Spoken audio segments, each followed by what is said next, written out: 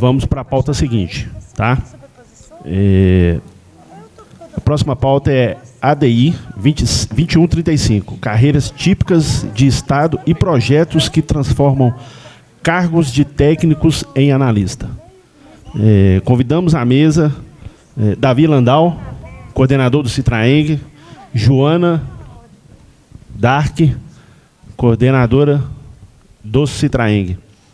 E chamamos também e convidamos a palestrante doutora Letícia Kaufmann, advogada do escritório Cassel Rosarim Santos Rodrigues, escritório com atuação nacional exclusiva para o servidor público e prestador de serviços jurídicos do Citraeng.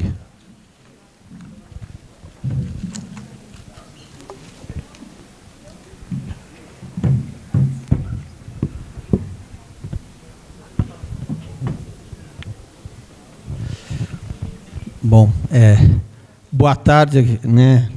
Dei bom dia, né? Estou dando boa tarde aí a todas e todos vocês, né? Acho que a doutora Letícia Kaufmann, né, não precisa de muitas apresentações. Ela, né, por um bom tempo fazia o atendimento direto, né, aqui aos nossos filiados, sempre com muita competência, né? Lembro que conheci ela quando a gente estava no embate em relação às garantias para o trabalho e teletrabalho na época da pandemia, né, e pude ver a excelência, né, do trabalho da doutora Letícia, né, desde o início. Então, né, com os meus elogios, aqui já apresento a doutora Letícia para falar sobre a ADI 2135 e sobre esses projetos que estão transformando cargos de técnico em analista. Boa tarde a todos e todas. Inicialmente, agradecer ao Davi pela apresentação, agradecer também a Joana por compor a mesa conosco e o convite do Citraeng. É sempre um prazer estar aqui em Minas. Como o Davi falou, fiquei 4 anos diretamente trabalhando aqui no Citraeng e é sempre muito bom retornar, conversar com vocês e tratar de um tema polêmico e importante, né, que com certeza vai trazer repercussões grandes para o serviço público, em algum momento também para o Poder Judiciário e o serviço público relacionado ao Poder Judiciário da União. Vamos falar um pouco, então, inicialmente sobre a ADI 2135.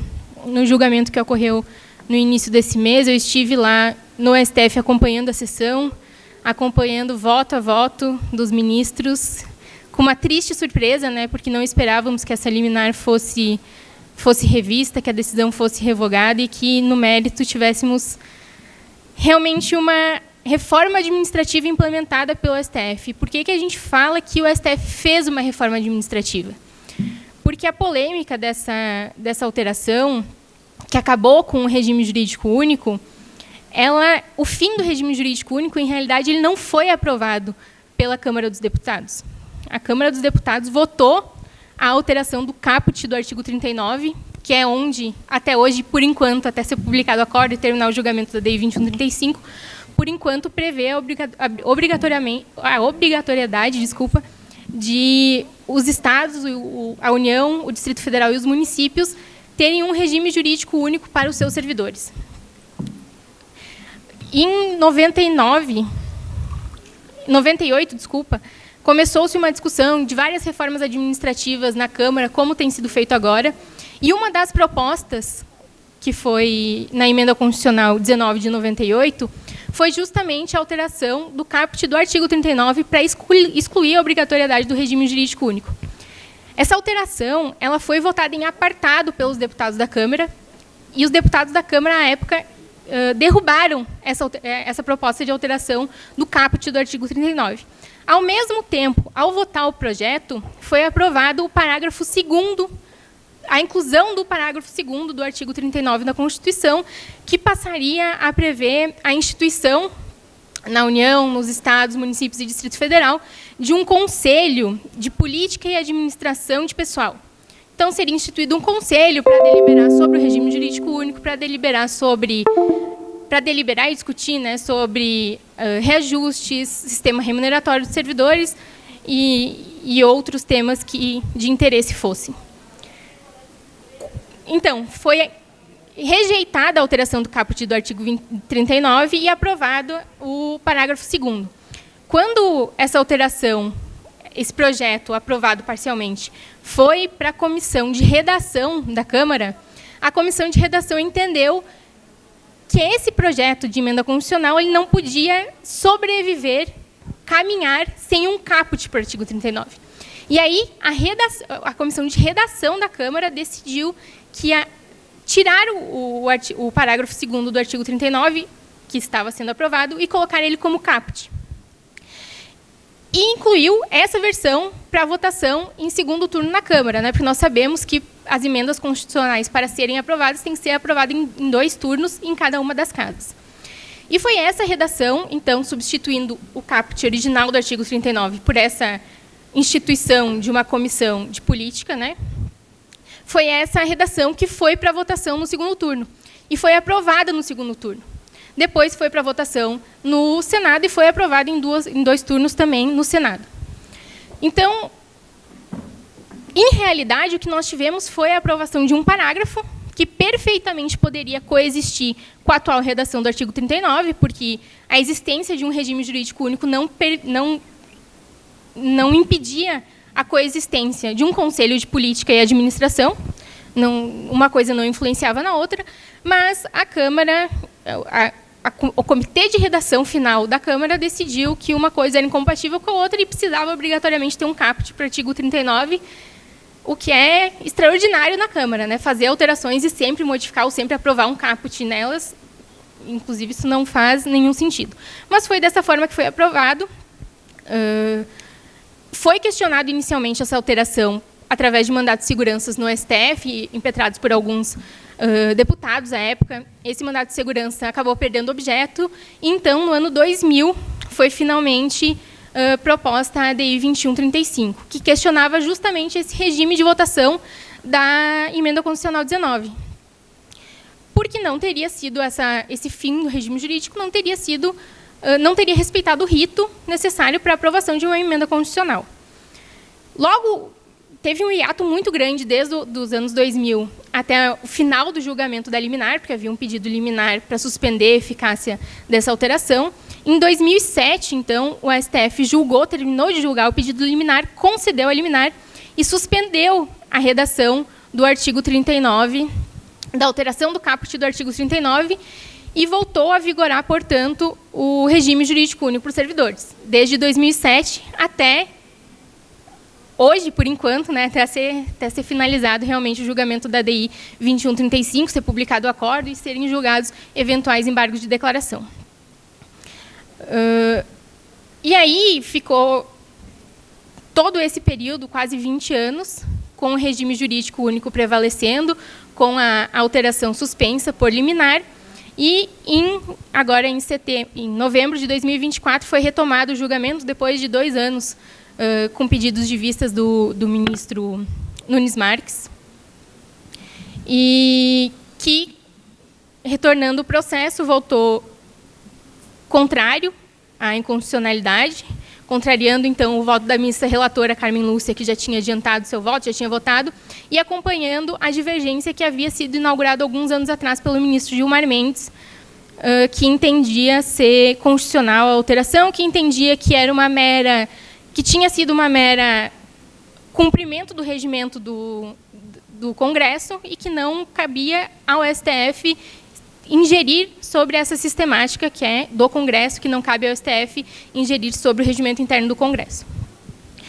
Na mesma sessão, ele foi acompanhado por diversos outros ministros. O ministro Flávio Dino, no voto, ele fez uma observação para que o voto expressamente constasse que teria efeitos ex nunc, ou seja, dali para frente, né, da publicação do acordo para frente, para preservar o direito dos servidores, não ter embrólios previdenciários.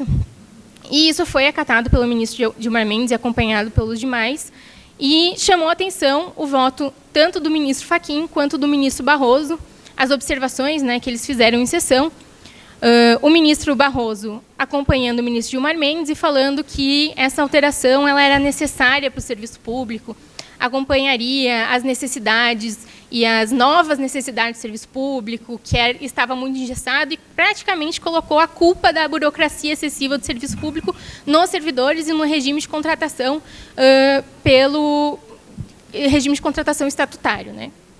Em contrapartida, o ministro Fachin, quando foi proferir o voto, fez uma dura crítica e foi um dos poucos ministros que entrou no mérito da alteração, para além da questão formal, que ele via já como inconstitucional, que havia uma inconstitucionalidade formal ali, mas entrou no mérito observando que isso, muito além da formalidade, isso tinha o potencial de acabar com o serviço público eficiente e com o serviço público que garante o andamento dos serviços, principalmente do Poder Judiciário.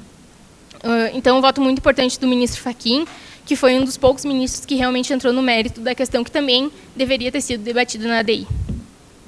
Com a votação, com essa votação, com o término do mérito, nós aguardamos, por enquanto, a publicação do acórdão, né, para entender definitivamente a delineação. A gente tem o voto que foi apresentado pelo ministro Gilmar Mendes lá em 2022, se não me engano, 2021, 2022, mas provavelmente esse voto deve ser alterado em alguns pontos, então a gente aguarda a publicação do acórdão, para entender realmente quais os pontos que, por enquanto, ainda temos algumas dúvidas, alguns problemas de interpretação, e aguardamos também a possibilidade de oposição de embargo de declaração.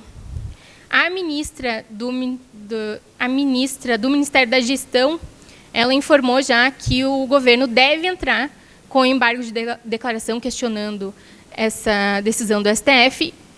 A princípio, alguns deputados do Partido dos Trabalhadores, que foi um dos autores da ADI, também já adiantaram que deve ser opostos embargo de declaração também pelo Partido dos Trabalhadores. E imagino que ali eles tentem fazer com que o STF entre no mérito da questão para além das formalidades, né, que já existem vícios formais gritantes, mas os vícios materiais também existem. Mas quais são as implicações práticas dessa decisão e o que a gente pode esperar de impactos imediatos dessa decisão no serviço público, né? Acho que o primeiro ponto que a gente precisa esclarecer é o que pode mudar e o que vai mudar. O que é o regime jurídico único e o que pode acontecer, né? Pela atual redação e a redação original do artigo 39, qualquer um dos entes tinha que optar pelo regime seletista ou estatutário. E quando optasse pelo regime estatutário, deveria ser um estatuto único para todos os seus servidores. Então, a nível federal, nós temos a 8.112, que regem todos os servidores federais, né, inclusive de autarquias. A nível estadual, temos outras leis que funcionam da mesma maneira. Com o fim do regime jurídico único, não é apenas a possibilidade de se contratar por CLT, mas é a possibilidade de, por exemplo, coexistirem no Poder Judiciário empregados públicos regidos pela CLT, vocês, servidores públicos regidos pela 8.112, e outros colegas que venham a ser contratados por outros estatutos. Podem ser criados inúmeros estatutos para reger servidores que têm as mesmas atribuições, exercem as mesmas atividades, têm a mesma jornada de trabalho, mas que vão ser regidos por estatutos diferentes, por leis diferentes e, portanto, vão ter direitos e garantias diferentes. Acho que um principal problema que isso pode trazer é previdenciário. Servidores que, por exemplo, entrem no regime, que aí não vão ser servidores, né? Trabalhadores que entrem no regime de emprego público vão ter um sistema previdenciário regido pelo regime geral de previdência. Vocês têm um sistema previdencial regido pelo regime próprio de previdência, ainda que hoje não tenha mais a integralidade, que tenha o regime complementar, mas são dois regimes diferentes. A partir do momento que se opte por contratar, dali para frente, todos os servidores em regime, todos os trabalhadores em regime de emprego público, nós temos a possibilidade de não existirem novos trabalhadores sob o regime previdenciário, o regime próprio de previdência social. O impacto disso para o regime de vocês seria estratosférico, né? A gente não tem como dimensionar como daqui a alguns anos isso poderia ter reflexos, né? Então, é um primeiro ponto a se pensar. O segundo ponto, que eu acho que também é muito discutido, é se isso acaba com a estabilidade do servidor público. Como eu comentei há pouco, o ministro Flávio Dino, no voto dele, ele pediu que o voto do ministro Gilmar Mendes acrescentasse a observação de efeitos ex nunc, né? Modulasse os efeitos da decisão para que fossem efeitos ex nunc, portanto, dali para frente, para não alcançar os atuais servidores. E também impedindo a transmutação de regime, ou seja, quem hoje é estatutário permanecerá estatutário regido pela Lei 8.112, quem é seletista, desculpa, quem é seletista empregado público permanecerá seletista empregado público, não poderá ser servidor público. Mas, apesar disso, então, mantém-se a estabilidade para todos os servidores atuais. E para os servidores futuros? Até porque, e aí é uma observação importante, a estabilidade para o servidor público, por ocupante de cargo público, ela está prevista no artigo 41 da Constituição Federal, que não foi alterado, e então ela permanece vigente para todos aqueles que entrem sob esse regime também. Todos os novos servidores públicos, ocupantes de cargo público, vão ter mantida a estabilidade. Em contrapartida, os empregados públicos, apesar de não ser permitido a rescisão imotivada do contrato, eles não terão mais estabilidade e, portanto, estarão sujeitos a pressões políticas, a pressões remuneratórias, que, apesar de vocês também estarem sujeitos, é em grau muito menor, né? Porque a gente não tem como descartar que vocês sofrem pressão política, tanto que sofrem assédio moral, que é um tema de pauta aqui ainda do encontro, mas, para o empregado público, isso é muito mais grave. Logo após a aprovação da emenda 19, foi também publicada a Lei 9962 de 2000, que mais ou menos regulamenta o regime de emprego público. Ela estava com a eficácia suspensa por conta da DI, mas é um questionamento e é algo que provavelmente deve acontecer, que ela passe a reger, então, o regime de emprego público que eventualmente possa ser adotado pelos estados, municípios, Distrito Federal ou pela União. E ali, e o STF também já tinha decidido, mas ali na lei tem a proibição da rescisão imotivada, né? Então, o servidor, o trabalhador, empregado público, que eventualmente for contratado por esse regime, ele não pode ser dispensado imotivadamente, mas é necessária apenas uma motivação simples. Você não vai precisar de um processo administrativo, você não vai conceder a ele direito de contraditório e ampla defesa. Então, qualquer motivo pode ser motivo para a demissão, algo a que vocês não estão sujeitos. E a implicação para vocês disso é que, apesar de não afetar diretamente o servidor público já efetivo, já estável, né, vocês vão estar rodeados, caso isso venha a ser implementado, de servidores que não terão essa estabilidade. Isso tende a afetar a atividade de vocês, o trabalho de vocês, porque se ele não conseguir trabalhar com a isenção necessária, vocês ficarão sobrecarregados. Caberá a vocês a isenção e o trabalho com isenção necessário para manter o serviço público. Então, a sobrecarga de trabalho, que hoje já é enorme, com certeza vai aumentar.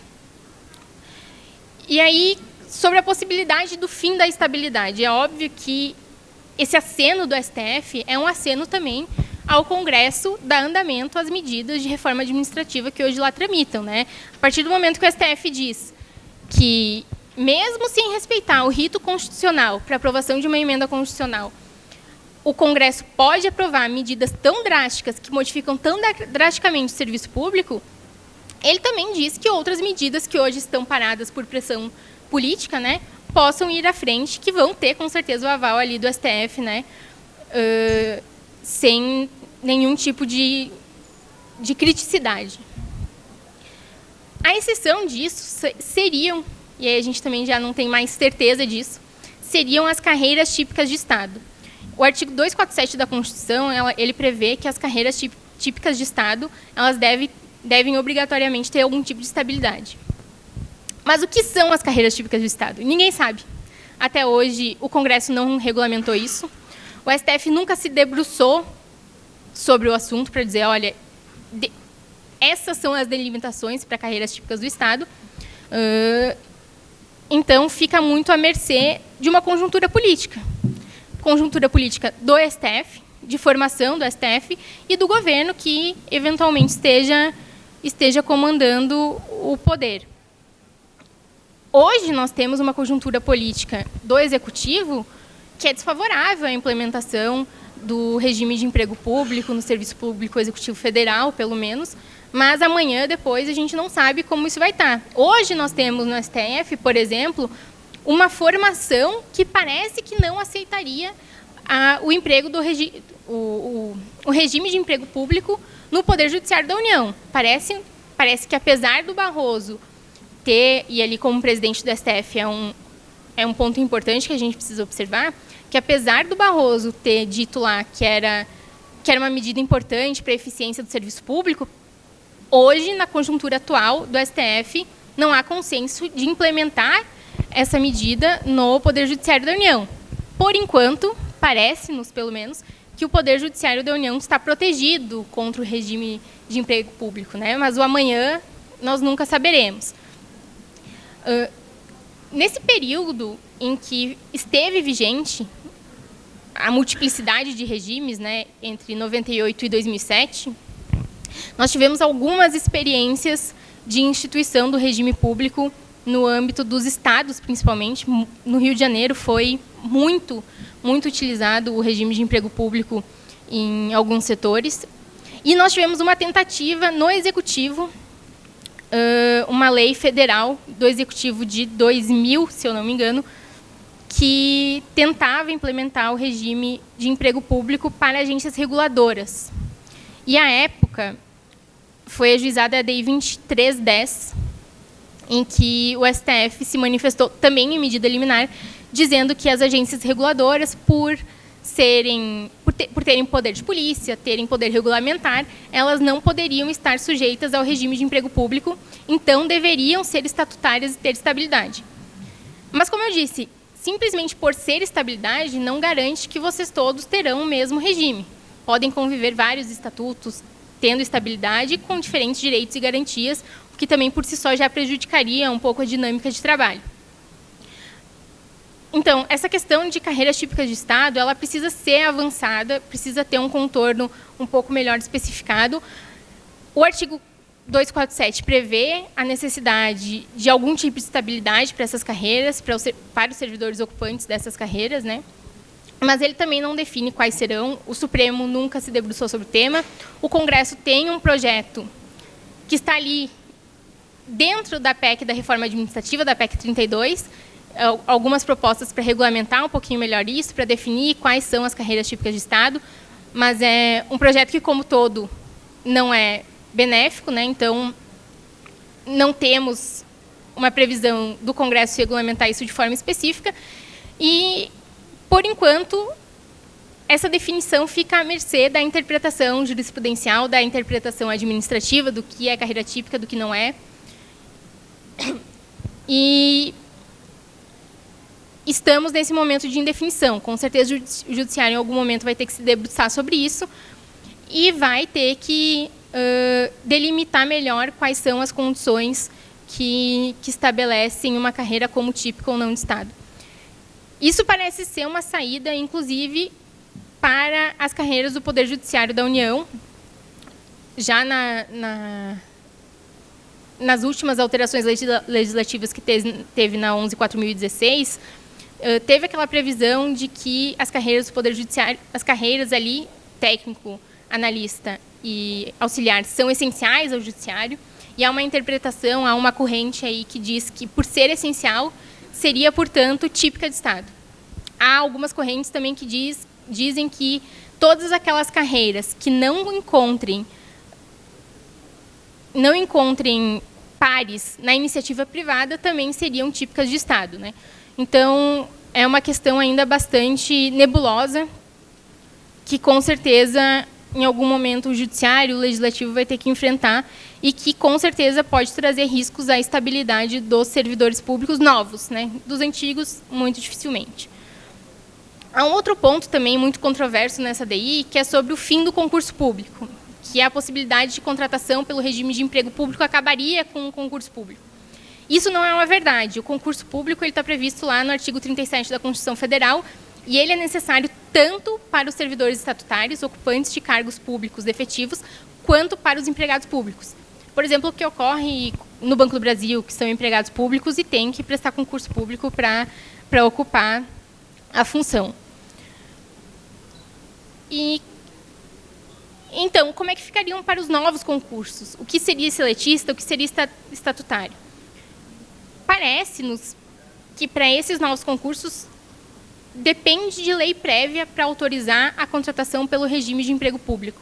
Hoje, por exemplo, se o TRT quisesse abrir... O TRT tem concurso vigente, né? Mas o TRE ou o TRF quisesse abrir um concurso, eles não poderiam optar pelo regime de emprego público, porque não tem lei autorizando essa possibilidade. Essa lei teria que ser de iniciativa do STF, que rege a carreira, apesar de não reger o Estatuto dos Servidores Públicos Federais, né, que é de iniciativa do Executivo, mas rege a carreira dos servidores do Poder Judiciário da União.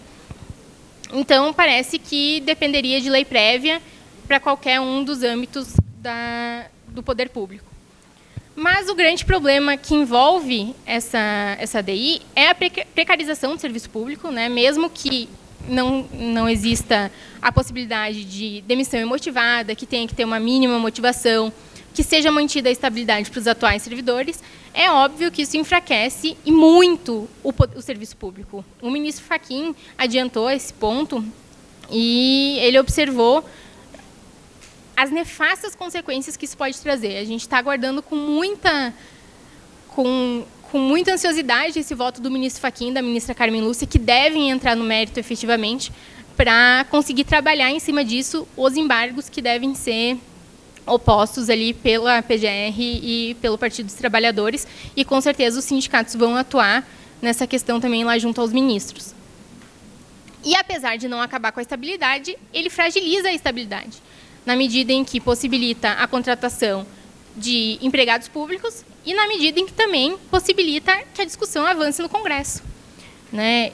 A gente não tem como pensar apenas as consequências práticas do que está definido. A gente tem que pensar também no que pode acontecer, em como isso influencia lá no que vem sendo discutido no Congresso, principalmente no contexto da PEC 32 de 2020, né? Que está parada, mas tudo depende.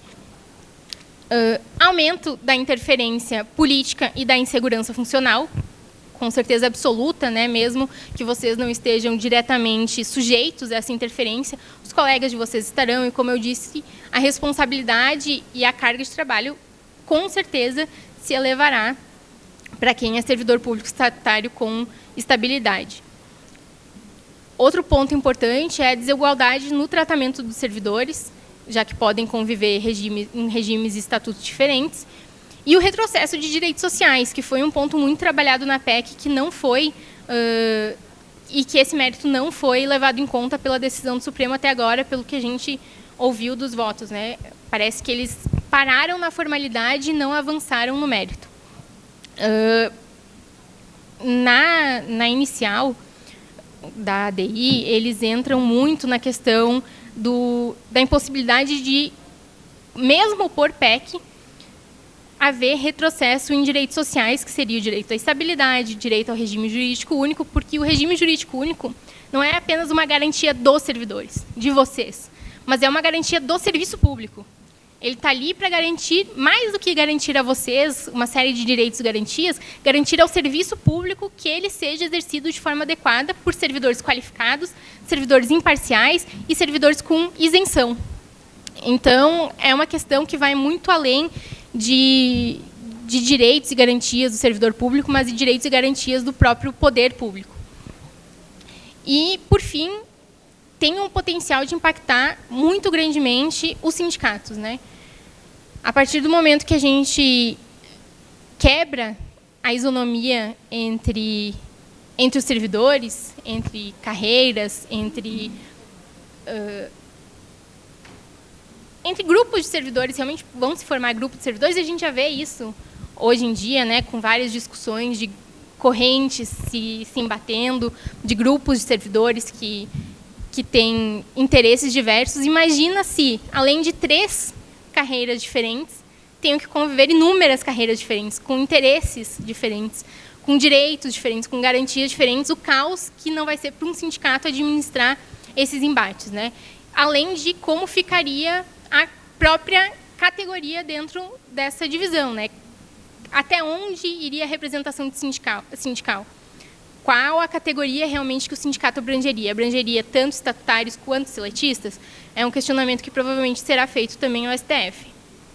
E, por fim, eu acho que é importante a gente entender um pouco o contexto político que essa ADI retornou, né? Ela ficou parada há 20 anos, sem perspectiva nenhuma de ser votada pelo STF. Nenhuma, não tinha sequer discussão nos bastidores do STF sobre retomar essa discussão do fim do regime jurídico único. E, coincidentemente, essa PEC voltou a ser discutida mais fortemente no STF, quando também começou a ser discutida a PEC 8 de 2001 no Congresso, que é a PEC justamente que trata da limitação dos poderes do STF, limitação de decisões monocráticas, limitação de liminares, limitação de prazo para os pedidos de vista. Então, parece-nos que tem um jogo político ali de votamos, fazemos a reforma que vocês não conseguiram fazer de forma regular, com a formalidade necessária, e vocês seguram algumas medidas que não são interessantes para nós, né? Tanto que alguns dos votos que nós esperávamos que fossem favoráveis aos servidores públicos, ao regime jurídico único, vieram com uma surpresa muito grande e com uma fala de isenção muito grande também, de como se esse problema, se esse fim do regime jurídico não fosse um problema do judiciário, fosse um problema lá da Câmara, do Congresso, que tem as regras próprias, e que eles que se virem com as próprias votações, como se não houvessem regras constitucionais que prevêem uma formalidade a ser seguida para todo esse procedimento.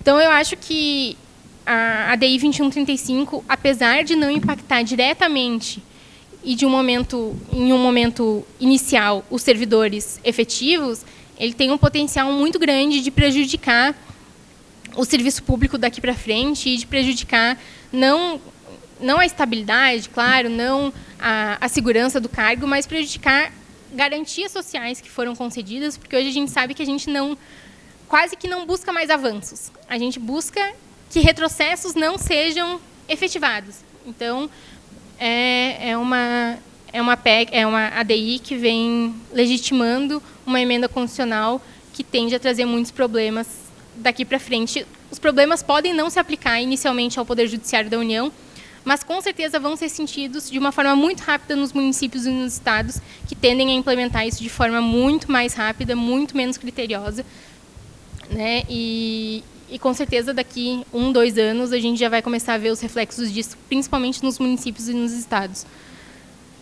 Um outro ponto que eu vou tratar é desse projeto de lei apresentado pelo STJ, 4303, que prevê a possibilidade de conversão, de transformação de, deixa eu até olhar aqui, 104 cargos vagos de técnico judiciário em 63 cargos de analista judiciário. Né? E esse projeto ele não é uma novidade no Congresso. Como a doutora Ana falou na fala dela sobre a ANS dos técnicos, o projeto de lei que aprovou a ANS dos técnicos aprovou também a conversão de cargos de técnico em analista no âmbito do CNJ.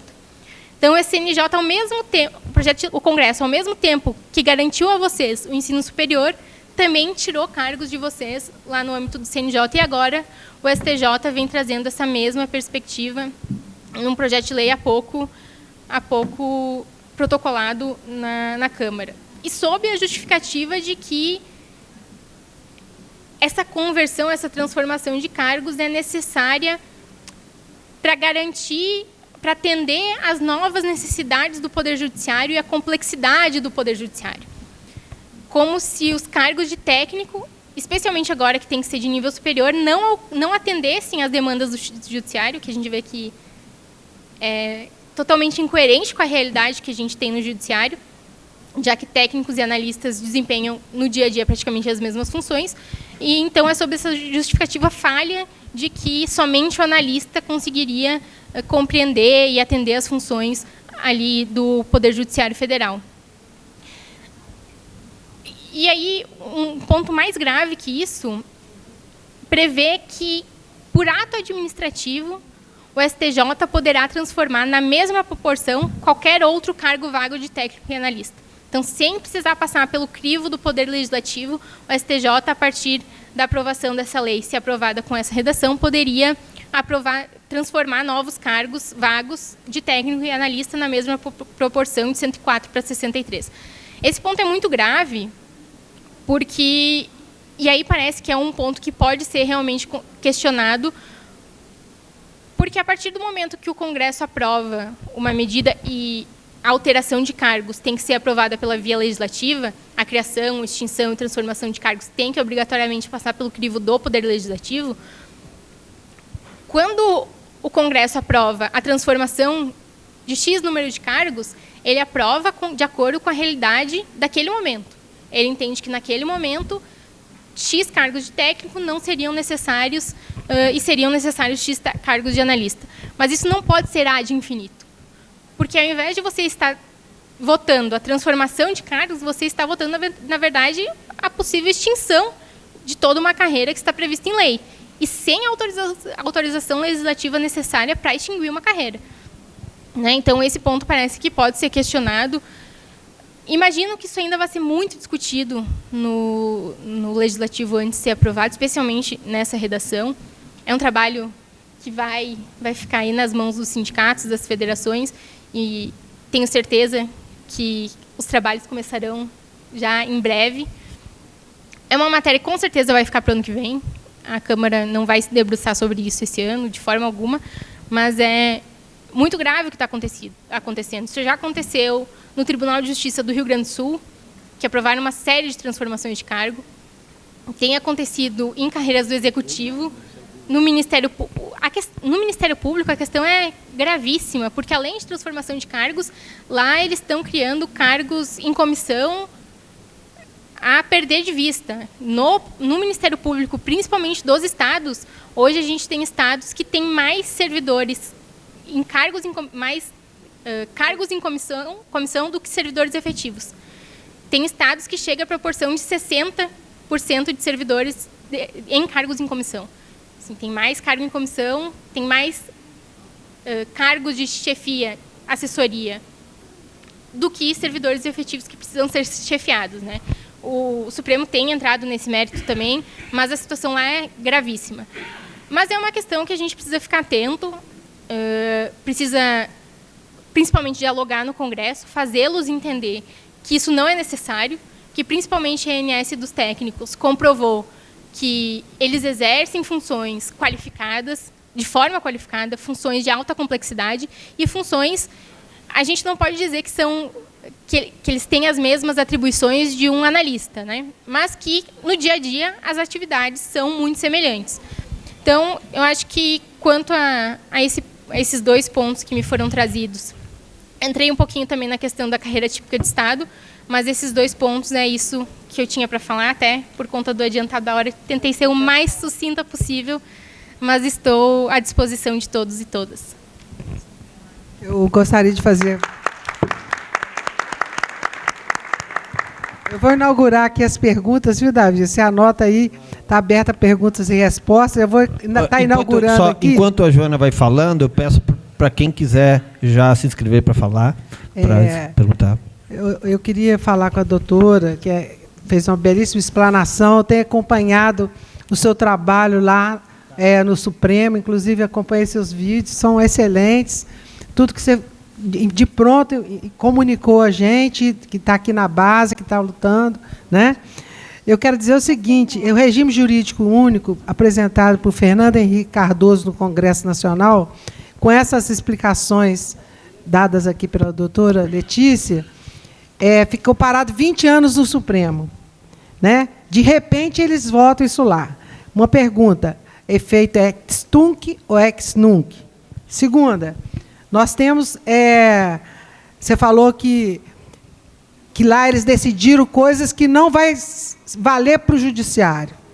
Na verdade, acho que eles quiseram contemplar os municípios e os estados que têm, desde essa época do Fernando Henrique Cardoso, saído do regime próprio do estado e do município, de muitos municípios brasileiros, onde eles fizeram contratação pela CLT. por concurso público e alegando que tem, não, acabou o estágio probatório, você não pode ser mandado embora. Como não pode ser mandado embora? Se ele está no regime seletício, ele pode ser mandado embora, sim, né? Então, também que falasse um pouco sobre isso, porque, na verdade, o regime jurídico único nos protege agora, né? E desde que foi criado, mas a partir dessa reforma do Fernando Henrique Cardoso, da emenda 19 na Constituição, que ele alterou, de lá para cá, já era o fim do regime jurídico único. Por todos nós interpretamos isso. Só que eles não tiveram coragem de fazer isso na legislação, como foi feito agora pelo Supremo.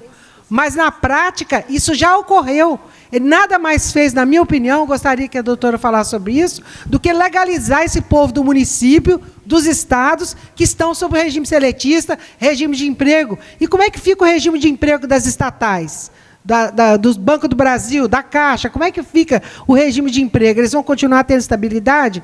Aí veio a última pergunta que eu quero passar. A PEC 32, ela continua debaixo do braço do Lira, que é o presidente do Congresso, presidente da Câmara. Ele, toda vez que quer alguma coisa do governo, ele ameaça colocar a PEC 32 em votação. A PEC 32 é pior do que acabar com o regime jurídico único, porque é pior, porque ela acaba com o concurso público, ela acaba com a estabilidade, que aqui ainda fica assim meio vesgo. Será que a gente tem estabilidade? Será que não tem? Será que vai... Fica aquela dúvida, aquela inconsistência jurídica muito grande. E essa PEC, ela não foi afastada, não. Ela continua lá, apta para ser votada no Congresso. Só basta vir uma ameaça qualquer. Como o próprio Supremo está sofrendo ameaça, porque estabeleceu regras para as emendas PIX, falou que para ter emenda PIX tinha que ser quem mandou, para onde mandou e para fazer o quê. Nós não podemos pegar o dinheiro do povo, que nós pagamos com tanto sacrifício, e fazer emenda PIX para os ladrões lá de Alagoas, os ladrões de todo o país. Não é? Exatamente, do Lira, exatamente, Alagoas. Né? Então, eles não querem falar para onde foi que ele fez a emenda PIX, para quem que ele mandou, quem fez. Então, isso veio oriundo de um orçamento secreto anteriormente. Aí o ministro do Supremo, ele interpelou, falou que não, que estava suspensa a emenda PIX até que eles comprovassem quem é que mandou, para onde que foi e para fazer o quê. Porque é dinheiro público, eles têm responsabilidade de denunciar. O que o Congresso fez? Retaliação. Falou que ia acabar fazer limite das decisões monocráticas do Supremo.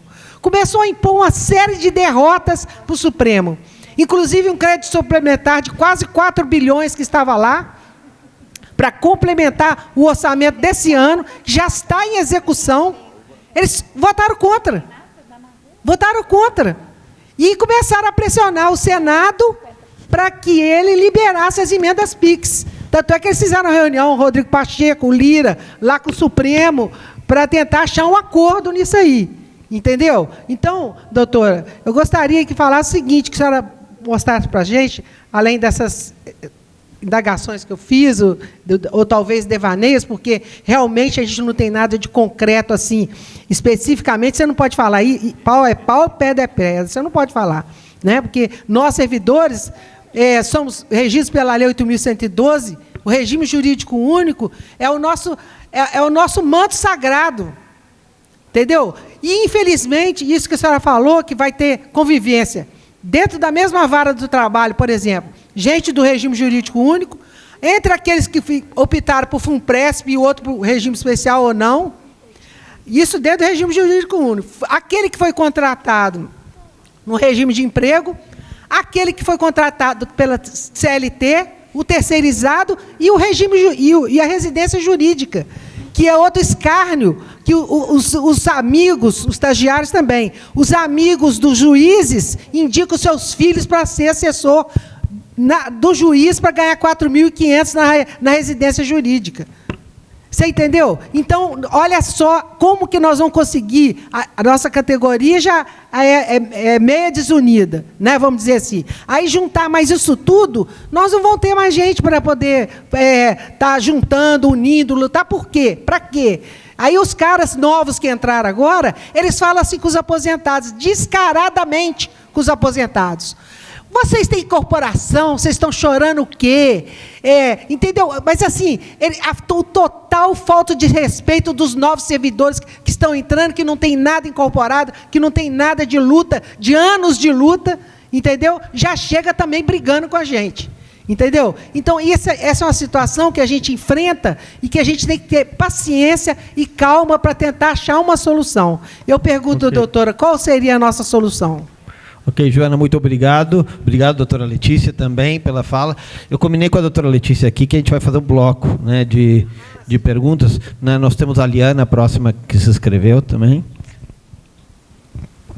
Doutora Letícia, muito obrigada pela palestra. Eu queria só saber o seguinte, a respeito do PL 4303, que está de autoria do STF, né? Vou até abrir aqui o andamento, só um minutinho. Que transforma os cargos vagos da carreira de técnico em novos cargos de carreira de analista judiciário. Então, tem uma enquete no site da Câmara dos Deputados. E nós estamos votando, nós estamos incentivando os colegas, estamos assim, compartilhando essa notícia para os colegas votarem. Eu queria saber da senhora, é importante que a gente vote nessa enquete? A senhora acha que isso vai trazer um resultado, um peso?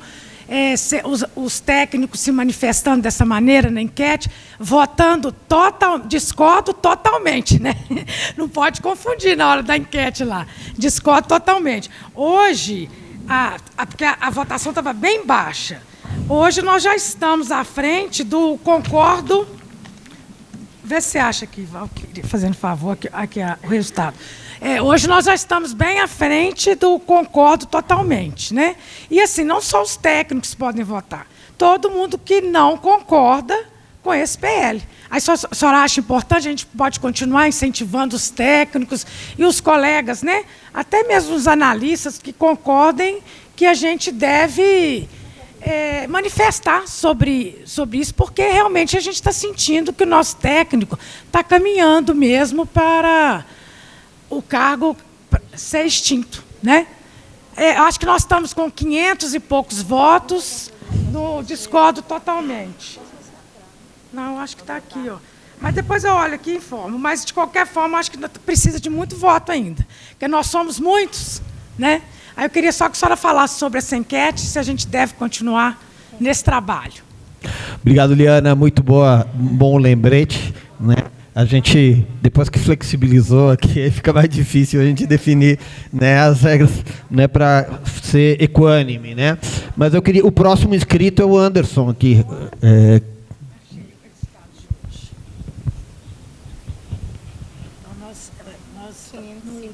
Discordo totalmente, 62% com 500... Muito bom o lembrete, hein, Liana? Para a gente votar lá. Muito bom esse lembrete para a gente votar. Todo mundo. Beleza. Anderson. Boa tarde, gente. Sou o Anderson, sou do TRT, da Secretaria de Desenvolvimento de Pessoas, vinculada à Diretoria de Gestão de Pessoas. Eu queria só fazer uma provocação e uma proposta aqui para o Citraeng, né? Eu sei que foi o melhor plano possível, esse 185/70, e essa luta de alta complexidade. Eu não concordo, eu acho que analista e técnico desempenham as mesmas funções no TRT, e alta complexidade me dá uma angústia, porque quando a gente luta por alta complexidade, fica parecendo que os técnicos não desempenham as atividades de alta complexidade, e parece que os analistas estão um nível a mais, né? E, além disso, fica parecendo que, se eu não desempenhar a atividade, a mesma atividade de analista, eu tenho que desempenhar uma outra atividade além, né, do que a atividade do analista. No TRT, nós mapeamos as competências dos servidores. Então, o que é esse mapeamento? A gente consegue saber qual é a entrega, qual é a atividade que o servidor desempenha em cada posto de trabalho. Essas competências, elas são publicadas na intranet e é uma exigência do TCU também. dos tribunais superiores também, eles exigem esse mapeamento. O que eu proponho? Eu já propus para a administração para a gente unificar alguns postos em varas de trabalho. No mapeamento, a gente viu que técnico e analista desempenham as mesmas funções, as mesmas. Depois eu posso mandar para o Citraen, eu já mandei várias vezes essas descrições, né? Isso é tudo documentado. A gente tem uma planilha de mais de 16 mil linhas registrando isso. São mais de 5 mil entregas, que a gente fala de atividades dos postos de trabalho. Só para vocês terem uma ideia, nos postos de gestão do TRT, de características de gestão, a gente tem mais de 700. Então, cada posto de trabalho desse, ele tem uma descrição, um perfil descritivo. O que a pessoa faz? O que a gente viu como resultado desse mapeamento? Que não tem diferença entre técnicos e analistas. A gente mapeou praticamente todo o tribunal, a gente está com quase 80% do tribunal todo mapeado. E, assim, a gente chamou, né, quase todos os ativos para participarem. A gente chama todo mundo para participar desse mapeamento. O interessante é que quem mapeia é o próprio servidor. Não tem como fugir. É ele que sabe qual é a tarefa que ele exerce. Então, estatisticamente, a gente conseguiu provar que não existe diferença. O que eu sugeriria ao sindicato? Eu posso fazer esse relatório, mas ele fica enviesado. O que deveria ser feito é contratar uma assessoria para validar essas informações, pegar tudo o que o técnico faz e o analista faz. Com isso, a gente vai conseguir desmistificar a alta complexidade dos analistas, mostrando que a complexidade que existe ali é a mesma desempenhada pelos técnicos, é a mesma atividade. Aí sim a gente conseguiria avançar falando o que é complexidade, né? Quais são as tarefas ali desempenhadas pelos técnicos e quais que são dos analistas. Porque senão fica muito vago. Alta complexidade, o que é isso? Ninguém consegue definir o que é alta complexidade. A gente vai conseguir definir a complexidade observando o desempenho esperado do servidor. Eu até vi uma impropriedade aqui na proposta, falando que está querendo trocar a expressão execução de tarefas para atividades. Só que, no campo da TGA, Teoria Geral da Administração, atividades são pequenas microtarefas que levam à execução de uma atividade maior, que é chamada de entrega. Eu não vou ler a entrega aqui para vocês, porque, se vocês quiserem, eu posso até ler o que seria uma entrega eu vou falar o que é uma entrega de um profissional de vara, mas eu não vou falar se é técnico ou analista. Confecciona minutas de despachos de alterações de cancelamentos de audiência, observando a legislação e os procedimentos internos vigentes, com adequação ao juízo 100% digital, se for o caso, a fim de garantir a efetiva tramitação processual em tempo razoável e célere. Isso é uma atividade técnico-analista? Dos dois. É isso que o mapeamento mostrou. A gente tem uma relação de entregas de técnico de todos os postos de trabalho, né? São inúmeros postos, igual eu falei, só da área de gestão, são 700 cargos na área de gestão, da alta administração. E a gente conseguiu mapear isso, a gente tem todas essas descrições, e não há diferenciação entre técnicos e analistas. Por isso eu proponho essa contratação para a gente validar, né, com algum profissional renomado, que seja a Universidade Federal do Pará, ou Pedro Paulo Carbone, não sei. Mas alguém da área de gestão de pessoas para poder validar isso. Olha, não tem essa alta complexidade. O analista ele não desenvolve atividade de alta complexidade. Se ele desenvolve, é a mesma do técnico. Era essa a provocação que eu queria fazer aqui. Obrigado, Anderson. É bom ter alguém que conhecimento, né, técnico de administração aí, muito bom. O sindicato é o acúmulo do conhecimento de cada um, né? Muito bom. Depois vamos conversar. Acho que a gente pode até debater um pouco melhor isso na roda de conversa ao final. É interessante. Leonardo Andrade é o próximo. Acho que é o último, né? Já está acumulando bastante, né? Tinha pedido antes do Leonardo? Boa tarde, doutora Letícia, tudo bem?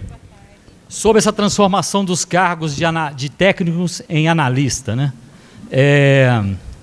Eu lembro que seria bom o escritório Rosarim, Cassiel Rosarim, utilizar o princípio da eficiência, né? Porque está ferindo o princípio da eficiência, que é um princípio constitucional, no qual fala que a administração tem a obrigação de procurar o melhor caminho para a administração pública, o mais econômico também.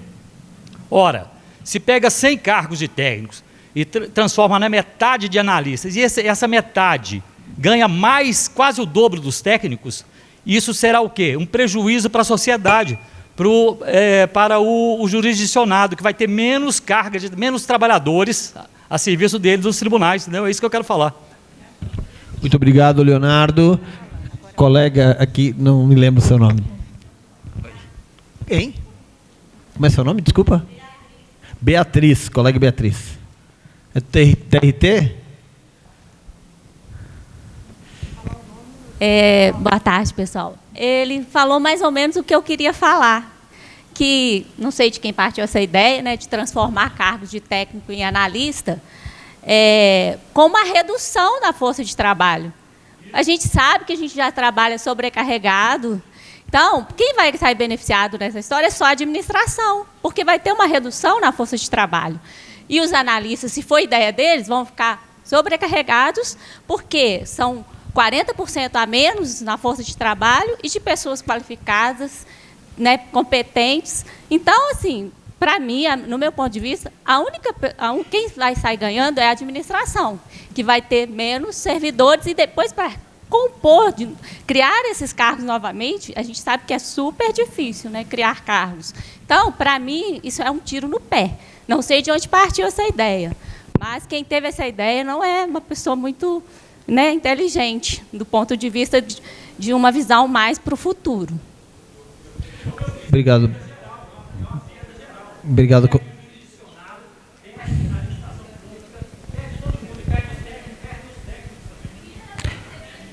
Obrigado, colega Beatriz. Obrigado, Leonardo Andrade. Eu só quero fazer um comentário aqui, rapidamente, que esse PL 4303, né? 4303, eu me lembro, a PEC 32 tinha uma previsão específica dos cargos em extinção, do destino dos cargos em extinção. Então, isso é um risco que está colocado. A PEC 32 é um projeto do poder econômico nesse país, ou seja, não se desistiu da PEC 32. Né? Eles não abriram mão desse projeto, né, de desmonte do serviço público. Aliás, estão aplicando ele de outra forma também. Então, nós temos que estar bem alertas em relação a isso. Tem mais uma pessoa, então, só para... tem mais duas. Abrimos um outro bloco, de repente? Não, pode ser. A Nélia... De novo, Helena?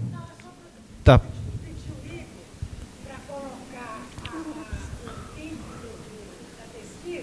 Ah, tá.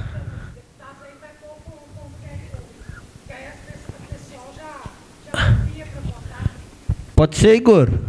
Pode? Obrigado, Helena. A colega Anélia estava antes, isso.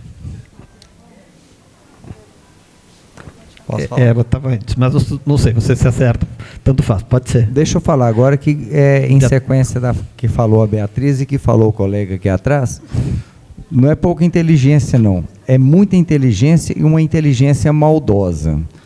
Na iniciativa privada ou qualquer empresa, já que você tem o mesmo trabalho por um preço 60% menor, o que se iria querer não era transformar 103 em 64. Seria pegar 64 analistas e transformar em 103. Mas o que eu, o autor dessa brilhante ideia, quero? Porque eles não vão dar conta. Lógico que não. Você tem 104 pessoas para fazer, você põe 103, você põe 64 só para fazer. Entendeu? Eu vou criar um problema para te vender a solução. A solução é desmantelamento do serviço público. Eles não estão dando conta, o quadro é insuficiente, é muito mais maldoso do que a gente pensa. Porque você está transformando... Gente, se eu tenho... É a questão do desvio de função que a gente julga todo dia. Pelo mesmo preço, eu pagar 100 pessoas ou 60, eu vou pagar 100. É o que se vê de desvio de função. Nós estamos diante de uma clara situação de desvio de função. Mas como esses analistas não vão dar conta, lá na frente eu vou dizer, está vendo? Não dão conta. O quadro é insuficiente, terceiriza, desmantela e acaba. Não é falta de inteligência, não. É excesso de inteligência e de maldade. Tá, Beatriz? Obrigado, colega. Vamos, então, à última, Nélia, tá? Depois a gente... 10 minutos, tá bom? Pode ser? Tá. Aqui, é o seguinte, é um comentário aqui que eu estou, inclusive, aqui sentado ao lado do colega Anderson, lá do TRT, eu estou falando que eu também sou de lá. Sim. Então, isso que ele falou aqui é uma coisa muito importante, que interessa demais e todos deveriam saber. Porque eu vou dar meu depoimento na prática, que é o seguinte, eu exerci durante muitos anos cargo em comissão. Eu nunca perguntei para nenhum funcionário qual era o cargo dele na hora de distribuir tarefas. Então, era assim, tinha tantos processos para fazer, tantas certidões para fazer, simplesmente distribuir para todo mundo. Nunca ninguém perguntou se era analista, se era técnico, se era policial, se era de TI, não, porque todo mundo fazia a mesma coisa. Isso é mais do que sabido, é notório isso. E essa questão de acabar, é uma forma deles irem desestruturando a justiça e o serviço público. E isso tem que ser combatido, gente. Não pode deixar. Aqui, primeiro foi um cargo, depois é outro, depois é outra. Então, se eu só me importar com o meu na hora da extinção, quando eu assustar, ele já acabou. Então, é uma coisa que todo mundo tem que ficar atento. Tá? Essa luta aí, eu acho que tem que ser também colocada em frente. Esse levantamento que o rapaz apresentou aqui, eu acho que tinha que ser muito levado para o sindicato expor isso, apresentar, mostrar para todo mundo, justamente para o nosso 185 ter respaldo para poder ser levado para frente. E de novo, perfeito. Tem um embasamento muito grande, né, que poderia ser divulgado para todo mundo de uma forma bem simples, para o embasamento do 185 passar, como a própria Eliana Leocádio falou. Se não tiver uma descrição do cargo muito bem feita, o 185 vai por terra. Perfeito. Gente, vamos... Eu só queria fazer uma outra pergunta, que eu acho que essas perguntas são muito interessantes pela resposta que é dada. Quem aqui do TRT? Como é que é? Quem aqui é da TRE? Tem muita gente, tá vendo? E tem que ter mais. Quem aqui do interior? Pois é. A pergunta que eu faço é a seguinte, na hora que vocês iam trabalhar, a não ser o chefe que exercia a profissão, o trabalho dele de distribuindo tarefas, alguém perguntava qual era o seu cargo na hora de dar trabalho? Pois não, é, ninguém. Então é isso. Então tá, obrigado, gente. A Gorete mandou uma mensagem aqui, disse, na sequência da fala do Anderson, participei por 2 anos da comissão de assuntos, onde muito se falou sobre tarefas e competências quando discutimos a retirada de funções. Poderiam ser aproveitados os resultados da pesquisa e suas conclusões da época, né? Então tá. Doutora Letícia, por favor.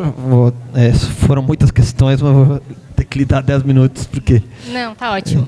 Vou começar respondendo as questões feitas pela Joana, que foram da DI 2135, e depois todas as outras foram relacionadas ao PL 4303, e aí eu me concentro nelas. A primeira pergunta da Joana é sobre os efeitos da decisão, se é ex-tunc ou ex-nunc. Ex-nunc foi modulado os efeitos da decisão para valer daqui para frente. Então, os servidores estatutários permanecerão estatutários, sem direito adquirido a regime jurídico, que já é decisão do STF, né, mas estatutários, e os seletistas, que muitos entraram naquele ato em que a emenda ficou vigente entre 98 e 2007, permanecerão seletistas também. Vai valer para o judiciário? Sim, abrange todo o serviço público, federal, estadual, municipal, do Distrito Federal, judiciário, executivo, legislativo, para todo o serviço público.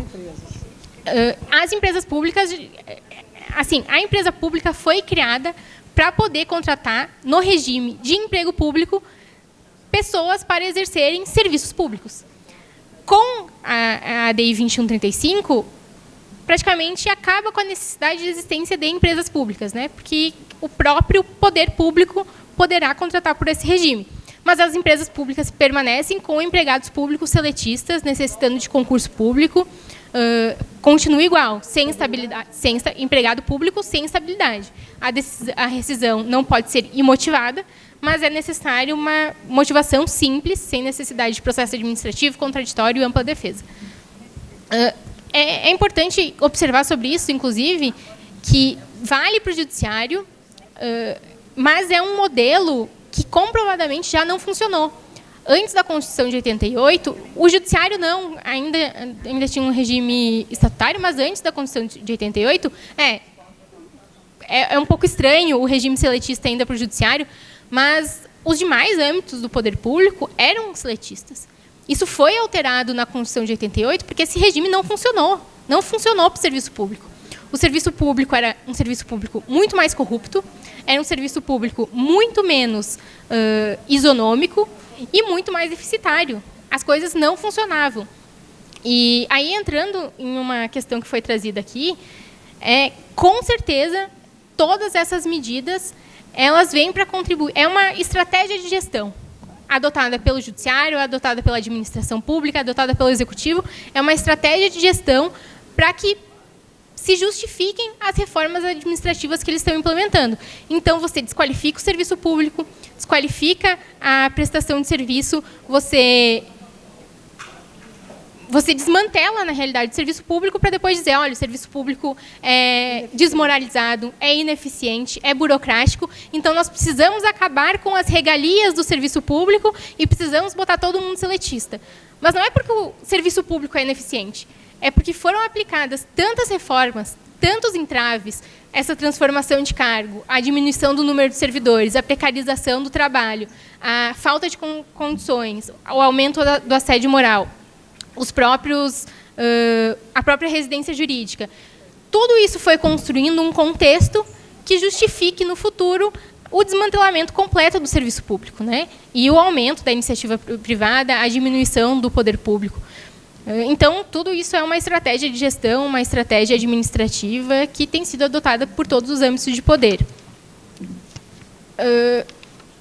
Agora, entrando nas questões da PL 4... Antes de entrar, a PEC 32 já está sendo implementada. Essa é uma outra questão. A PEC 32, apesar de não ser aprovada pelo governo, ela tende a ser implementada por reformas infraconstitucionais.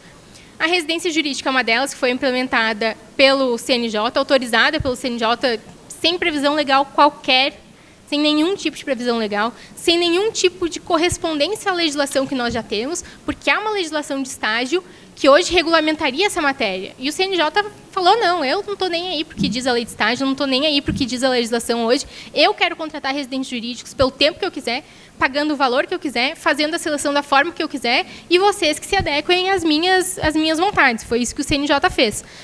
E, então, é tudo uma estratégia para ir implementando as reformas administrativas que eles não conseguem implementar num pacote grande, implementando de maneira infraconstitucional, isso tem sido feito, inclusive, com projetos de lei, e aí não por emendas à Constituição, no Congresso, que tem aí alguns pontos que estão tentando serem implementados.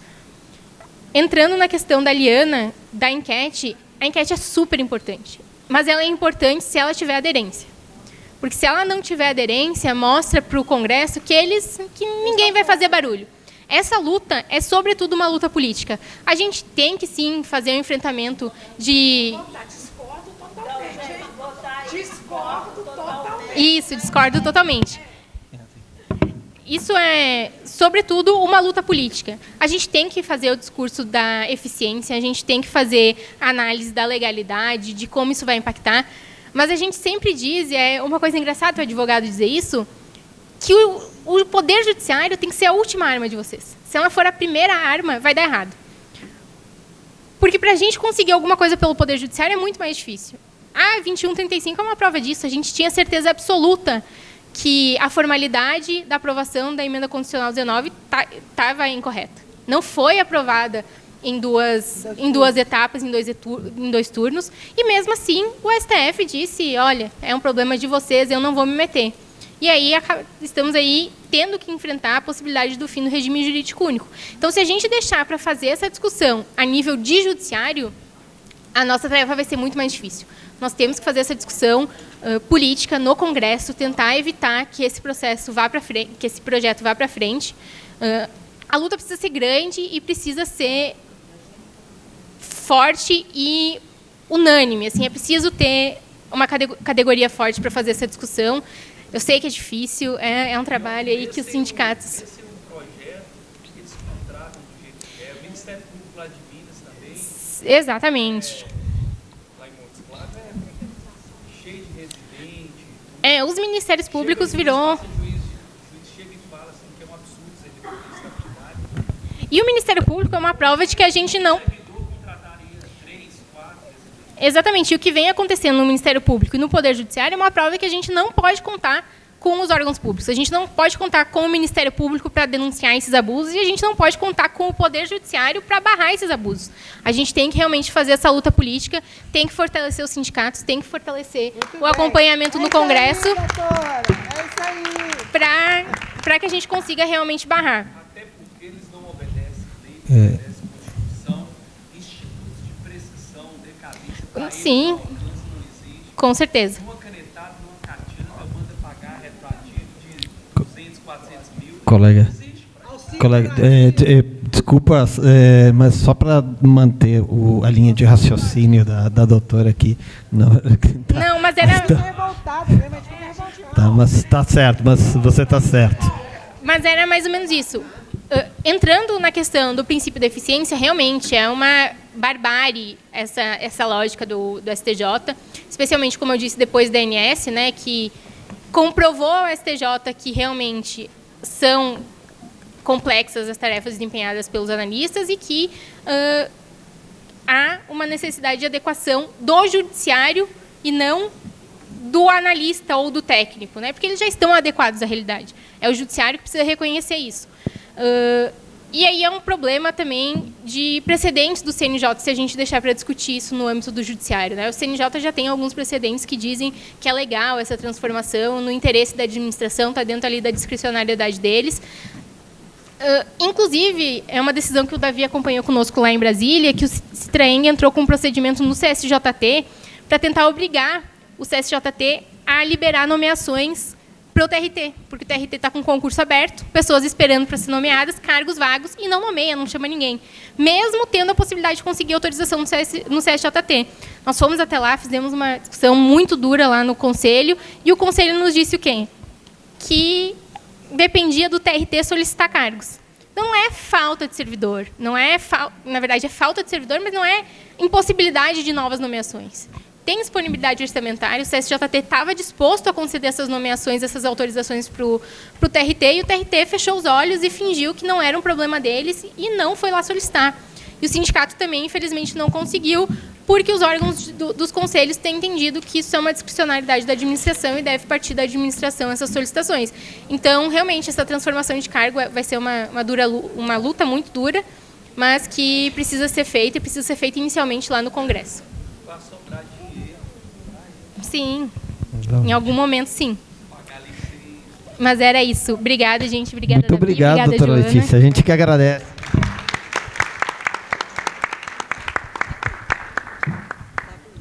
A Nélia pediu aqui.